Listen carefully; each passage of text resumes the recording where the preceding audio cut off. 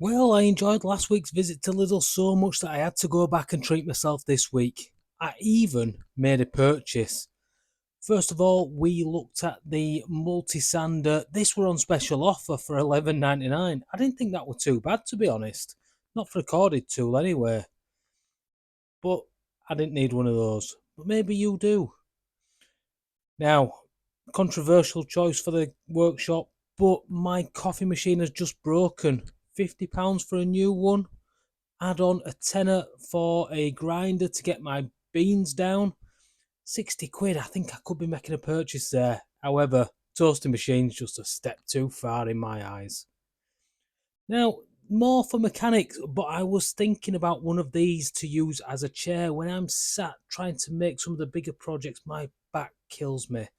And at £20, I didn't think it was a bad price. The problem's going to be in a tight workshop. Is there going to be enough room to move around? And more importantly, if I laid it down like that, would I end up just going to sleep? It's a real conundrum. Now I've got a small electronics project coming up in a couple of weeks, and I saw this crimping set. I thought that might come in handy. So I'm going to store that one in the memory bank, try to get the project manager to allow me £13 more in the budget, and I could be coming back for that one.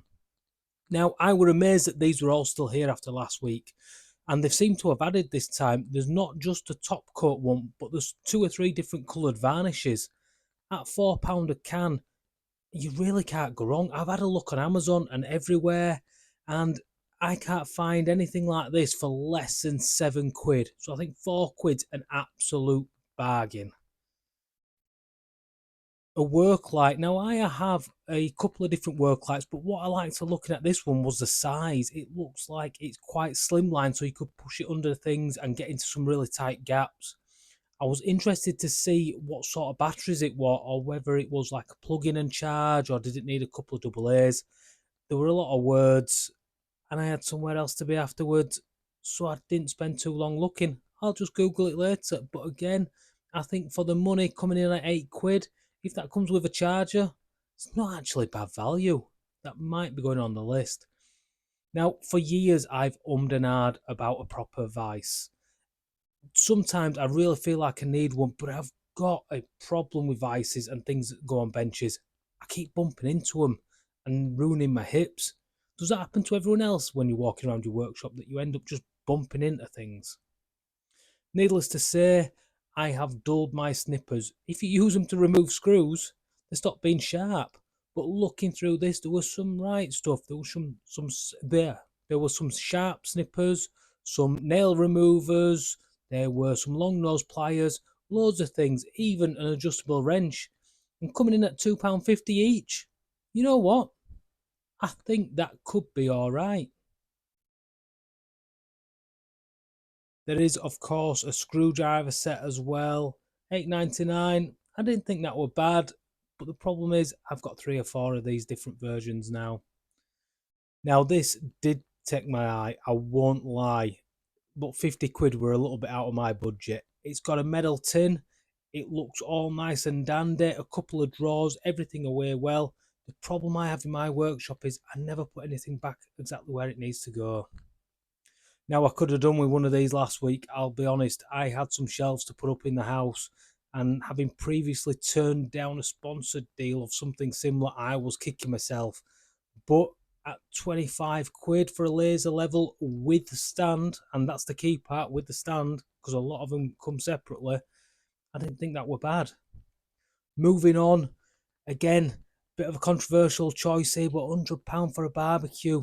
Could I get away with having one in the corner of the workshop? I quite like these egg style ones, but I do know that the carbon monoxide off of charcoal would kill me. But a gas one at 100 quid.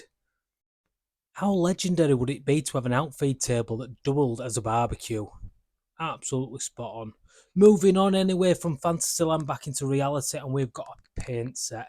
Now, I go through paintbrushes like you won't believe, mainly because I can't be bothered washing them out. But at £3.99, just throw them away. Makes life so much easier. Now, this is something that I do need, some work pants or work shorts. And if these didn't have a luminous yellow down them, I think I'd have had a look at a pair. They came in quite reasonable when I finally found the price tag. $7.99. I'd pay that without the yellow. Just don't bring out my eyes. So looking further afield, we've got 24 quid for a grinder. Anyone see a grinder? Anyone? Anywhere? I couldn't find it. I looked high and low.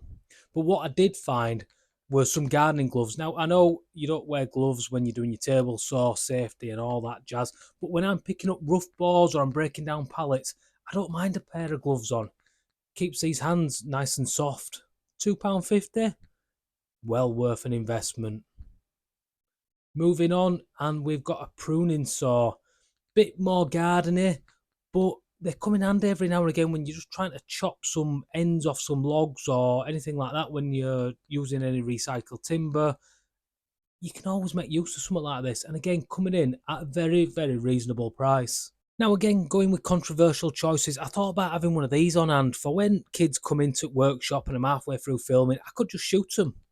£7 seems fairly cost effective. Although, knowing my luck, they'll just like bullets. It'll be £7 wasted. Anyway, here's one. This is essential woodworking now. Beer. I know what you're saying, that isn't essential, but I've managed to find myself a project with a beer in it. Strange how things work out sometimes, isn't it? Well, guys, I'm back from Lidl and I've had a blast again. I can see me going here every couple of weeks and having a good look round. Even a bit of a rummage, I don't mind. It's all part of the fun.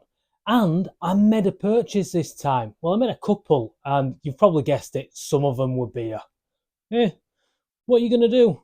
When in Rome, act like a Roman. Anyway, the purchase that I want to talk to you about was this. It's a can of clear coat. And I've already used it on a project, and I'll be honest with you, I'm absolutely made up. £4. This stuff is fantastic.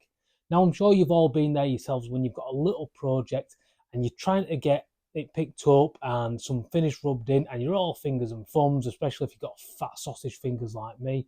It don't work. So having a spray version of some top coat finish is absolutely fantastic. And you get to do all the usual stuff. You can hit it from every angle, top, bottom, as many coats as you like. And I'm happy to say it did everything that you would expect it to do. It stunk the place out. I had to open all the doors. It were raining outside. I got wet feet. You imagine it, it did it. But the product itself was actually quite good. It went tacky for a while and then settled down after about 25 to 30 minutes like it said it would do on the can. And then after a couple of hours, it was completely dry.